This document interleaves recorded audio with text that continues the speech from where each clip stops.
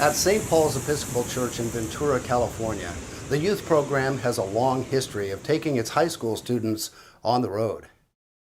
So the culmination of the senior high youth program is a pilgrimage, and the pilgrimage is a self-driven, self-directed trip that the kids would discern about how God was calling them to explore and deepen their spiritual walk.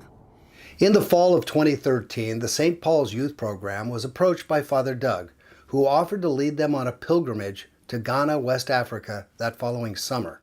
For the past 17 years, I've been actively engaged in ministry in West Africa and Ghana in particular, bringing water to some 20,000 souls on a sustainable basis, assisting churches in growth. And during my involvement in Africa, it's been a pleasure to take several groups to Ghana on what I describe as transformational journeys.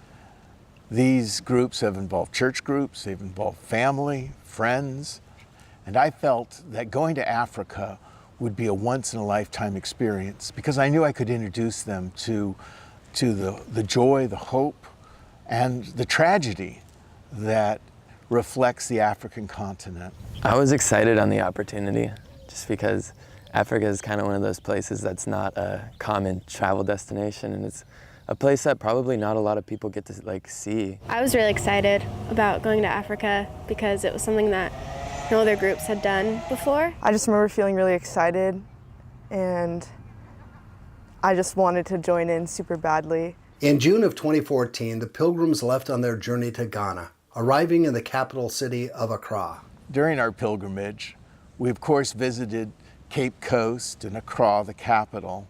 We also went out to villages, to Nasadra village and other villages where the children got to interact with their peers one-on-one and in groups and come to see what it's like to live in a home with dirt floors and with no safe running water that comes from a tap. It opened a lot of eyes. I knew my life was going to change. I knew I was going to see the world differently, and it definitely changed. And it was just eye-opening to me to see a completely different, the amount of need that was there that obviously I'd heard about and was aware of, but seeing it firsthand that something as small to me as a pencil could have so much worth and have so much need. So that was really eye-opening for me, and it was day one.